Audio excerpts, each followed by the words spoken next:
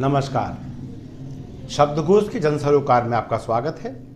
मैं मोहनलाल मोदी आज बात करूंगा भाजपा पर उमड़ रहे संकट के बादलों की। आप सभी को मालूम है, भाजपा के संस्थापकों में से एक पूर्व मुख्यमंत्री कैलाश जोशी के सुपुत्र दीपक जोशी ने कांग्रेस में जाने का ऐलान किया है। याद रखें, ये वो कैलाश जोशी के पुत्र हैं जो जनसंघ में कार्यरत रहे और मध्य प्रदेश में भाजपा के संस्थापकों में से एक प्रमुख व्यक्ति कहलाए। आप उस विचारधारा के संवाहक रहे जो केंद्र में अटल बिहारी वाजपेयी ने स्थापित की।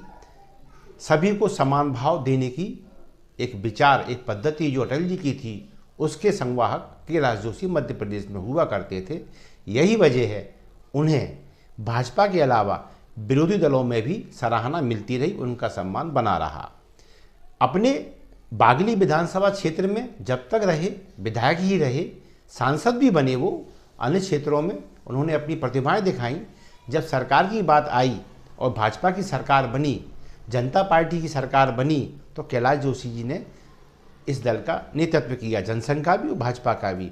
ऐसे कैलाश जोशी के पुत्र दीपक जोशी अब कांग्रेस में जाने का विचार बना चुके हैं। क्यों?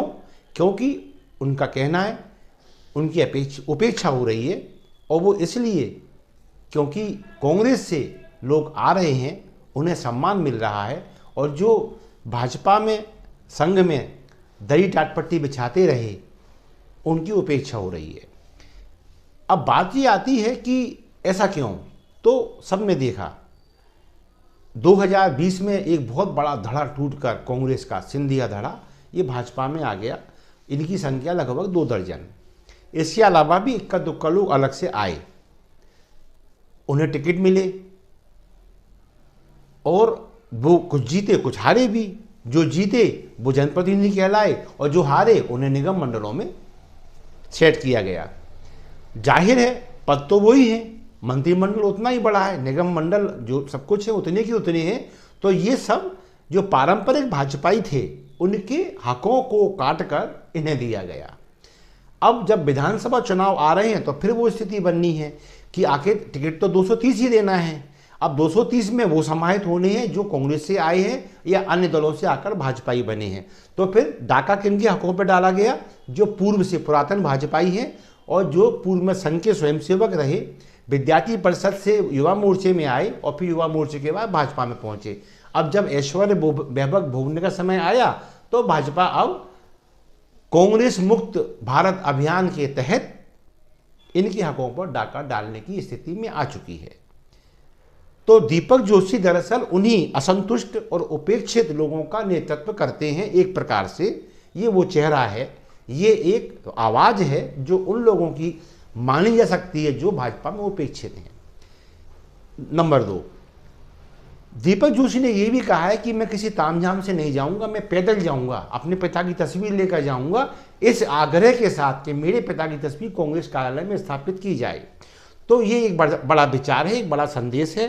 क्योंकि यदि दीपक जोशी पैदल जाते हैं और उनके हाथ में कैलाश जोशी की तस्वीर रहती है, उदासीन भाव चेहरे पे अपेक्षित है, होना ही है, क्योंकि प्रसन्न मन से कोई भी अपनी मातृ संस्था को नहीं छोड़ता। ऐसे में ये दृश्य जब मीडिया में आएगा, चाहे वो चलित मीडिया हो, चाहे वो इलेक्ट्रॉनिक मीडिया हो या फिर वो प्रिंट मीडिया हो, ये जो दृश्यांकन जब आने वाला है तो ये संदेश आखिर जाएगा एक सवाल के साथ, क्या ये दिन भी देखना था? कैलाश जोशी जैसे मूर्धन्य विद्वानों के पुत्रों को भी अब भाजपा छोड़ना पड़ेगी। कैलाश जोशी एक विचार, एक संस्था, अब वो कांग्रेस की ओर वहां स्थापित होगी तस्वीर उनकी।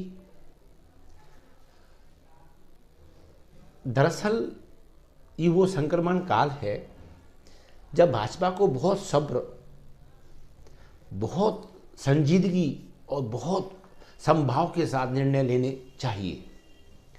क्योंकि दीपक जोशी ने अब एक कहना चाहिए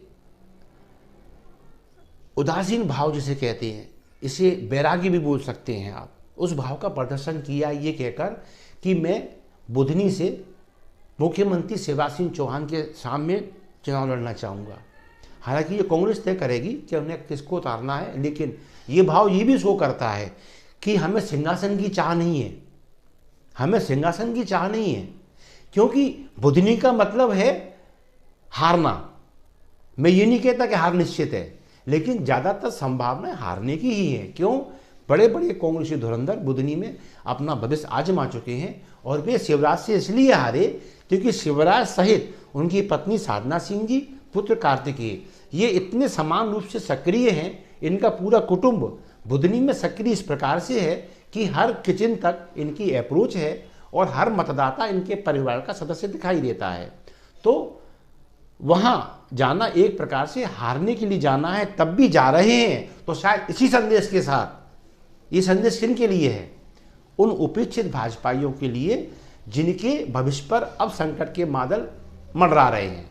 शायद ये संदेश कि उठो, लड़ो, संघर्ष करो, क्योंकि मरना तो तय है, अधिकारों की मृत्यु तो निश्चित है, राजनीतिक मौत सामने मंडरा रही है।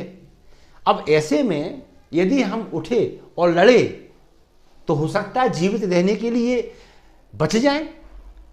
तो ये जो संदेश, एक कैलाश जी की तस्वीर का कांग्रेस भवन जाना और ये संदेश चले जाना कि उठो, संघर्ष करो, मर तो गए ही हो, मृत्यु तो सामने निश्चित ही है, तो कम से कम जीवित रहने के लिए लड़ तो लो, हो सकता है बच जाएं।